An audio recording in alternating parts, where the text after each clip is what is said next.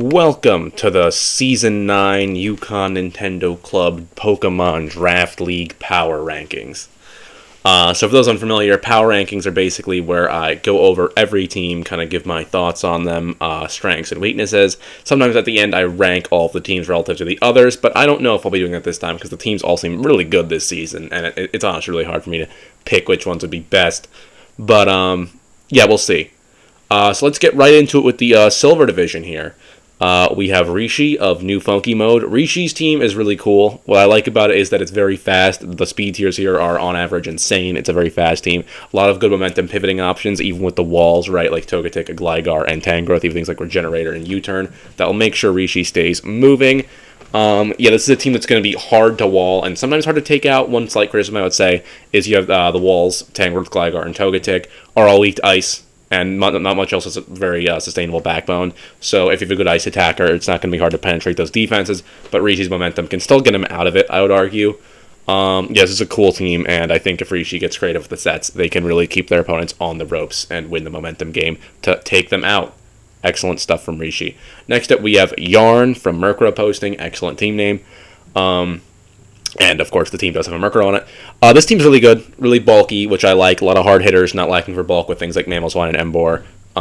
Good sustainability with recovery and wishes from Jirachi or Sylveon to keep the team healthy. Certainly momentum. Hazard control's a little weaker, but Kamala and Golbat, at least you're not too hard forced to rely on them because at least Sableye Mega with Magic Bounce can get rid of some hazards. What I would say is the team's main flaw is that it's pretty slow, right? 100 speed is a pretty low cap. I mean, I have won a season here with a team with only had kept at 100 speed, but I would say that's not easy to do just because your Jirachi can be tempted to be scarfed a lot, right? Your opponents will have a lot of liberty with their stat spreads because it's not that hard to outspeed your Pokemon overall. But it's still good, and with the bulk, right, a lot of fat Pokemon, certainly Yarn may be able to take those hits, and so they can come out on top. Yeah, cool team. I like it. Moving right on to the Pandemic Pichus with Remain Gelly. This team was a long time in the making. I'd say it shows, especially since they didn't get sniped that much. Dragapult I do consider to be like the go-to, kind of like try hard. Like if you want to win, if you want to really try and win, go Dragapult round. I mean, obviously a lot of people like his Pokemon too, right? But it's just a fantastic Pokemon that brings a lot to the table. So fast, so many good typings, so many good moves. Yeah, it's great. A lot of good momentum here, so Aiden can keep on the move. A lot of great bulk. I guess you could argue the offense is a little weaker than the bulk, but that's just more of a relative thing, right? Because Mega Charizard X and Dragon Ball are certainly not lackluster offense. They will tear at most teams and wear down each other's checks on their own. So it's fantastic to see a team like this with just such total uniformity that really airtight. And certainly in terms of things that could be rough for this team to deal with, I'd say, Galaxy's probably once again a weaker ground type with Palisand, so maybe some Electrics could be threatening, just because Palisand can't always beat all of them. But maybe opposing momentum could be rough, like U-turns and stuff and Volt Switches, just to get on top of Aiden's walls before they can do their thing and try to get your hard-hitting offense out. But you're really going to need to catch Aiden on some bad plays here, because this team is just fantastic overall. Next up, we have Hannah with the let's zoom in. I don't think I can read that. Mystic Monsters, alternatively the Chadtas or the Volantown Victinies. I like this team quite a bit. It's very interesting. You've got a strong Firewater Grassclaw with Victini, Exeggutor, Alola, and then alternatively Keldeo or Gastrodon as your water types, with one being kind of bulky, one being offensive, which is interesting. You've also got a very dedicated Trick Room mode. Trick Room can be a little inconsistent, I would say, in singles, but at least Hannah really goes for it, so I think she'll have a lot of weeks where it's very tempting and strong, with Cofagrigus, Exeggutor, Alola as setters, and then like Escavalier, and even like Gastrodon as like stronger abusers. I mean, Victini can even set Trick Room if she really wants to get crazy with it. But yeah, I like the team. Gliscor, Gastrodon provide a pretty good defensive backbone. Not the best, Cofagrigus as well, but it's certainly there. And then an offensive team like this, I think Grimmsnell's so fantastic for, because you can just set screens and then go for like your long shot setup with maybe like Combine Keldeo or like something with Trick Room and just try to sweep, which is cool. The team's a lot more physically defensive than special defensive, right? Like Cofagrigus, Gliscor, Escavalier, they're big physical defenders, and Gastrodon's more of a special defense Pokemon, but there's nothing real else for that. But again, maybe Combine Keldeo, maybe a Selfless Victini can make up for things like that. Hazard control's a little weak. You only really have Gliscor, who's basically your only rocker and your only defogger. well, I guess your only hazard remover really, besides Archeops, but Archeops is a little, to me it was a good pickup for D, I would definitely say, but it might not want to come every week. So Gliscor is going to have a lot of rough move pool choices of like, am I going to have a Rocket this week? Well, it's got to be Gliscor. Am I going to have a default this week? It's got to be Gliscor, unless Hannah is bringing Archeops, in which case that does alleviate a little bit. So you will see with that. Cover Geass is a Toxic Spikes at least. That's another alternate hazard option over Stealth Rock. Maybe that will be more helpful some weeks. But this is a cool team. I feel like I tried to say a lot about in a short time. I just feel like there's a lot of interesting stuff going on here. It'll definitely come down to how creative Hannah gets with the team. But I think we saw in week 1 that she definitely can do that. So next up we have Graylin with the Doormats. Come on, listen. Come on. It's not Doormat. I don't know about Doormat. Listen, that's a harsh word. Come on, Graylin. I mean, you've gotten some stuff. You've gotten some good kills. You've gotten some nice plays in this league. But that's neither here nor there. So let's see. We have this is an interesting team. It's really good speed tiers, which I like because you go down from like Thievul at like the 90 to like Miss Maggie's like 105, Infernape at 108, Spectre at 130, and then I just noticed Reggie Lucky at 200. So this is a fast team overall. Even giving Rishi a run for his money there. Defense backbone a little lacking, right? But you've at least got Corviknight, one of the all-time greatest on defense, with Roost and Defog really giving this team the pivot and U-turn even to give this team the pivoting, hazard removal, and bulk support it needs. Blastoise Mega really rounding out the fire weakness. Electric weakness from Corviknight, a little harder to cover. Golem isn't always the most consistent because of its weaknesses, but maybe Togedemaru can do it with Lightning Rod. Certainly Graylin has a lot of options to get creative here. I really like that. I think this is the best team I've seen from Graylin. I really like it. And I do wish them all the success in the world this season. Yeah. Oh, in terms of, I guess one thing I forgot to mention was hazard setting. I like the hazard setting. Infernape has Stealth Rock. Lycan Rock can lay it down, even Golem. So yeah, with Blastoise and Rapid Spin. It's nice overall. Yeah, I do think this team can do well. Next up, we have Los Niños Guapos, coached by Gabe. I like this team a lot. What you've got is like a very classic kind of defensive core, like Heatran, kind of the jewel of it, but it's not an ordinary fire, water, grass core, I would say, because you've got both 2 water types with Blastoise and Rotomosh, both very good, and 2 grass types.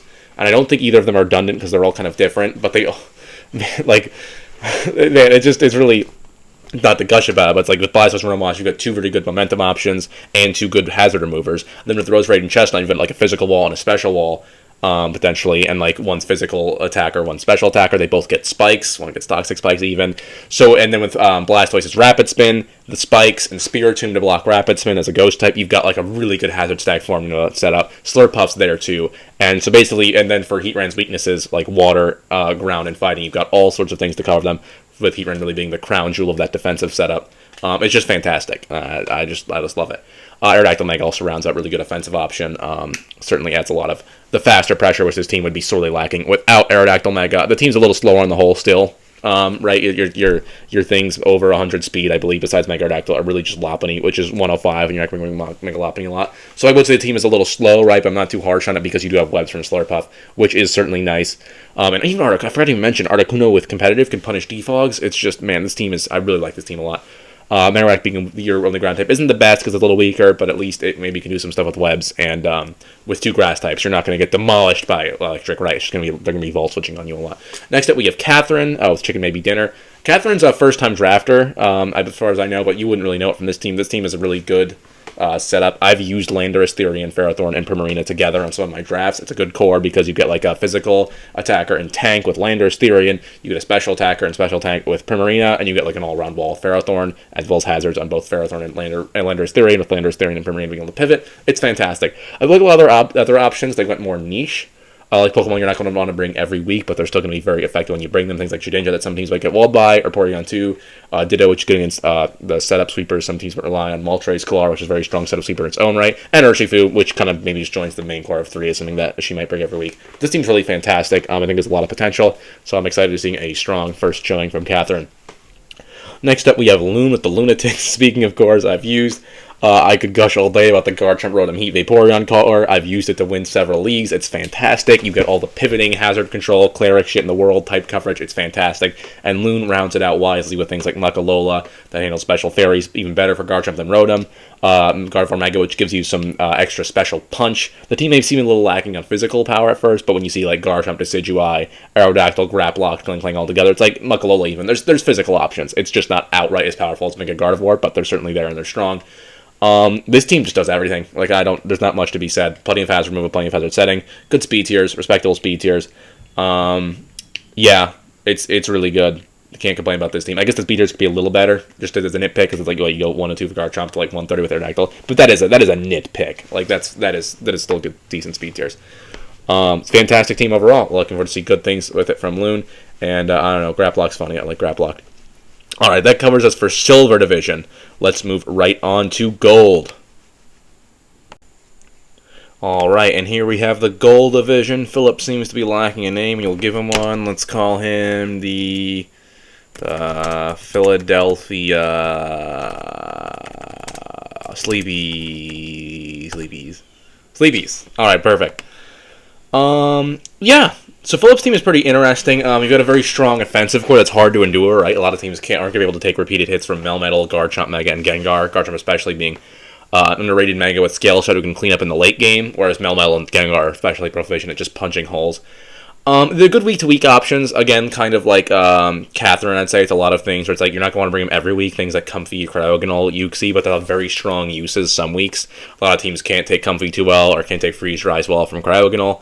And that's where those Pokemon will shine. Zerud's also a very solid backing option. I can see Zerud coming more like every week with the main three. But yeah, it's a really good team overall. Solid speed tiers. Nothing that beats 110 isn't always ideal, but like most of your team is over or close to 100 anyway. I wouldn't complain about that. Yeah, solid hazard control and pivoting. Nothing to complain about there. Yeah, I just say no major weaknesses I can spot. I feel like I wish I had more to say about this team, but it's just really good. It's a solid team, and I think Philip can do well with it. Next up, we have Declan with the Mikes. So it's this team's one of its main advantages, the crazy physical bulk. When Runeragus, Stack Attack, and Avalanche just grabbing right away, it's like that is an insane amount of physical defense to have, especially with a lot of Iron Defense body press, I would imagine, which is going to be coming at you every week. There's plenty of speed as well, though, which is signature for a lot of Declan's drafts. We've got Barraskewda very fast, Aaron Pump keeping up the pace under 15, and certainly Blazing with Speed Boost is a new addition, just really building the speed turn by turn. It's going to be hard to keep on top of this team speed-wise sometimes, though I guess the very slow walls, like Stack Attack, or not Stack Attack as a wall, but you get the idea. The very slow Pokemon to balance it out. Also, yes, again, very good hazard control and pivoting on all fronts. A lot of crazy things that can just go for U-turn or flip turn. A lot of teleport on Deoxys.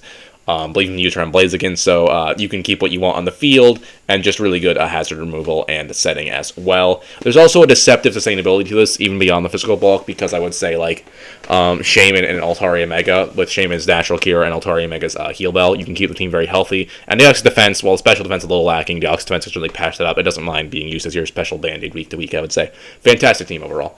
And probably one of the best Declan's had. I would say this. I mean, these are usually pretty insane, but this one is one of the more sane. I know at draft he told me he planned on getting Runerigus and Cofagrigus, but Hannah sniped him on that, so Hannah may have helped him out there inadvertently. But who knows? Maybe it would have been the better team. Who can say? Next up, we have Aiden Lee with Draco, Hydro, Homies, and Friends. I think this team is very Dracovish-centric, but has great support for Dracovish since it's a problem. Because you have Seismitoad and Seismo and Rotom-Mow, who are very good at dealing with the bulky water types that tend to counter Dracovish, especially Rotom-Mow, since you can Volt Switch to go back to Dracovish if you want, kind of starting the cycle over again, and Beedrill Mega, who can U-turn, which tempts in, Mega Beedrill strong U-turn tempts in, like, Steel types, which then you can bring in Dracovish against, since Dracovish usually kills most Steel types. So good support for it. I'd say it's a bit reliant on it, like, if they have a really good counter for Dracovish, Aiden might be in trouble, but with, again, things like Rotom-Wash and Seismitoad, you might be okay in that department. Somewhat limited rockers is a bit of a problem, I would say, because Seismitoad's your only really good one. Monferno and Hippopotas, I would imagine Aiden's not bringing most weeks. But Seismitoad doesn't really mind having Stealth Rocks, and it's such a good Pokemon, you're probably going to be bringing it every week anyway, so I don't think that's the biggest issue. There's great removal on this team, too, which is vital for Mega Beedrill, the team's kind of pivot engine, so I think that's very good, that because you can go Defog Scissor, you can go Defog Rotom-Mow, you can go Defog Noivern, or Rapid Spin Hitmontop, which I think is very important that Aiden Lee doubled up on all that hazard removal, because Mega Beedrill certainly needs it. It's a team where it's like, it's not too bulky, and it's not the most offensively threatening outright. But with that engine serving to support Dracovish, I do think you have a very threatening team here. Next up, we have Ron. There's no name. Let's name it. Let's see, we got Hydreigon again. We can call it Hydreigonalds. Hydreigonalds? That's a terrible name, but we'll go with that. All right. So yeah, is that a Ron? Is that a regen core on a Ron draft? Is that a with Tornadus and Slowbro? Is that a Hydreigon on a Ron draft? There's a lot of staples of a Ron draft here, right? But I do think Ron is deviating much more from his usual teams than he usually does, which is interesting. And to be fair, I love Ron's usual teams like the Sand Core and stuff, and the Primarina Fire, Water, Grass core. But I think this deviation is really good for him because you've got a lot of great rockers and removal with 2 spinners, as well as decent enough defoggers in case there's a ghost that can block your rapid spin. There's even a niche webbed option with Ariados, which is nice to justify that heavy presence of spinners. Just a really strong team with Hydreigon. With even Cobalion is Volt Switch, there's going to be a lot of momentum between Tornadus, Hydreigon U-turns, the Cobalion Volt Switch, Slowbro Teleport. It's just like one of those momentum menace teams that people like to. I've certainly built sometimes that tend to do really well. It's a fantastic team overall, and it's going to be hard to stay on top of it. Especially something like Tornadus Theory, which is just underrated in draft. Not underrated in draft, maybe underrated in this league, where it doesn't always get picked. It's just fucking menace with Regenerator and all the strong attacks it can use, or even the support options it has. So this is a really good team, really good special attacking presence. I guess the physical presence is a little less, but honestly, Donphan and Delmise, Zangoose can certainly get the job done, so no big complaints there. All right, next up we have Alfie of the Alphanators. Once again, I'm going to mock a player for drafting similarly, because that's what I do. Is this Alfie with a hyper offensive team with some quirky defensive options? I never would have guessed, but honestly, this is probably the most hyper offensive Alfie's ever gone, which is really saying something. Like, this team is just all hard fucking hitters, and then like Quagsire, Whimsicott, Smeargle kind of hanging out in the wings. Even Silvally can kind of be a setup sweeper if you want.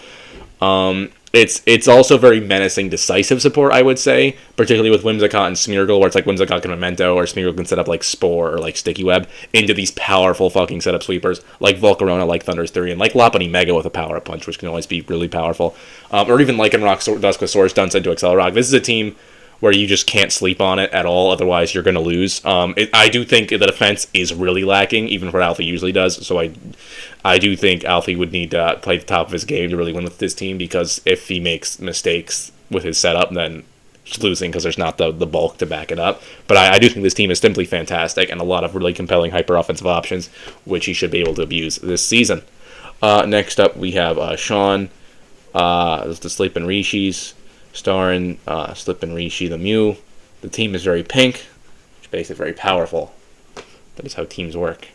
Alright, next up we have Ken. This team is damn scary on offense, I'll say. Especially things like Naganadel and Charizard Mega Y, which catch your eyes on top. Just insane special offense and coverage. The special offense, especially with Xurkitree, is like so obscene where it makes the physical attackers look weak at first, but when like Bisharp, Araquanid, Conkeldurr come into focus, the physical offense is certainly there and not to be scoffed at.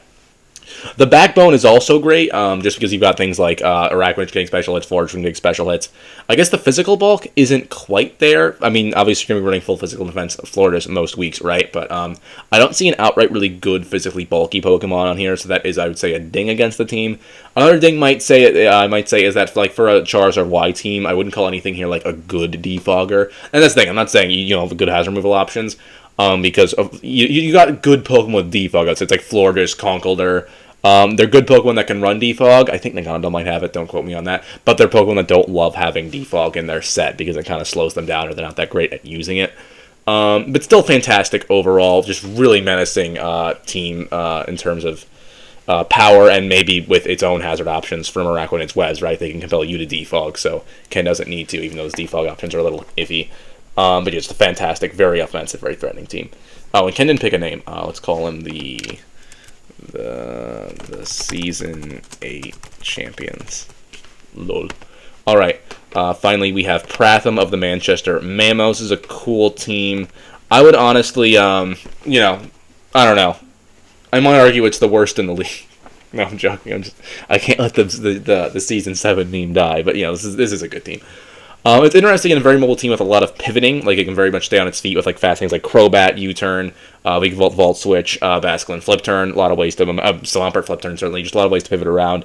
With all the momentum and all the speed, it's kind of like the Rishi, like the gold version of Rishi's team. Though I guess it's a lot slower overall now that I look at it, because aside from Crobat and Kartana, I guess it's not very fast. But it's still a good team, I'd say, despite the speed. Like, there's plenty of bulk, and the Crozma and Kartana kind of breathe down the necks of opponents with because they can just kind of be threatening setup sweepers at any time. And I guess Basculin's coming back from Season 8. I feel like Pratham kind of came to like Basculin in Season 8. I don't feel like it did that well, theoretically, but it was threatening on paper, and that's what I like about Basculin, too. It's got really strong. It's even stronger than Barraskewda in some ways with adaptability, though it's obviously a lot slower. Yeah. I'd say the thing is with this team, it's like... what I like about most about this team, I'm going to say, is something that Pratham's teams, I would say applied last season, but here it's a lot more cohesive, where it's like there's not a bad Pokemon on the team. I think Pratham has a very good eye for good D&E tiers. Where it's like on a lot of teams, it's like, let's look at carry trash with Ron or Declan, who have both drafted Gyarados. Gyarados is shitty at everything, but it gives you webs, so it's like it's just something you're going to bring like 1 or 2 weeks when you really want webs. But I think things like Haunter, Granbull, Basculin, and Maractus, you might be bringing them more often than that because they're bringing very unique and good qualities for your team, right? That your team really supports well to the table. Where it's like Maractus is your only grass type, but has water immunity, has spice, has a lot of interesting things. Basculin is a water type, which already have Swampert, right? But Basculin's really hard hitting in a way that Swampert isn't. It's fast, so that could be tempting. And then Haunter and Granbull are just good in a way I don't need to explain. Yes, this team is really good. I like it a lot, and I can think it could do really well. So I will not be negging Pratham for the worst team again this season. And that's the conclusion of the power rankings. I don't think I want to do rankings. All these teams seem really good, and it would be hard to rank them. I'm kind of tempted to just to see it. Okay, here's the rankings. Let's do them. I've had a change of heart. And here they are, the power rankings for Season 9 for Silver and Gold. In descending order from what I think is the strongest team to the weakest. And keep in mind, I think, and that's why I almost didn't do these, I think all the teams are very strong. So even the team I put on bottom, I would give a good chance at winning and taking the season. It's just that I had to put them somewhere, right? So here we go. For the Silver rankings, I put Loon's team at the top. That was really just good comprehensive draft. A little biased because it's very similar to teams I've made. Gabe next. I just think it's a really cool team. I think that can do really well. Next is Catherine. Once again, similar bias. I just think it's close to teams I've made. Next we have Aiden K. Very solid team. Just good all around. Next we have Hannah. Very interesting. A lot of potential with that team. Next we have Rishi. Good momentum, good speed. Can't go wrong with it. Similar story for Graylin. And then we have Yarn at the bottom. And I do think the only really justification I had for putting Yarn at the bottom was just it kind of made it easier because I just came off a league where I really struggled a lot with my team that barely broke 100 speed. And so I guess I'm sorry, Yarn. I'm just bringing that difficult experience into my rankings here, being like, you know what, slower teams are really hard to use sometimes. But I do think the team is still fantastic. Next up, we have gold rankings. Ron first. I think that team has a lot of potential. I'm generally biased towards Ron's drafting style in general, but this one's different, so cut me some break. Cut me some slack. Next we have Philip, very solid team. I couldn't really find anything bad to say about. Next we have Ken, very good with only minor flaws. Pratham, similar story. Aiden L, fantastic, and betting on Dracovish never bad. Declan next below. Declan has a very unique drafting style that doesn't always look that great on paper, but I think he's definitely given himself enough options where he can use his creative style to get out of it. Alfie, I do think Alfie maybe leaned a little too hard to hyper offense this time, but it's still a fantastic team that would be a menace to face for just about anyone. At the bottom is me because my team is too pink and therefore too strong, and so it cannot be put at the top of the rankings. All right, I hope you guys enjoyed this. Hope you enjoyed listening to the power rankings. And yeah, just keep in mind these aren't meant to be indicative like a prediction of the season or anything. These are just again just kind of ranking these relative to each other. It is always very fun to see, too, somebody that's ranked lower come out on top compared to somebody who got ranked maybe like in the number 1 or number 2 spots. That is always an interesting, fun little thing to look back on, but nothing to take too seriously. It's more just a way to talk about and kind of spark discussion or thinking about the teams and their various aspects, weaknesses, strengths, so forth. All right, thank you guys for listening, and catch you next time.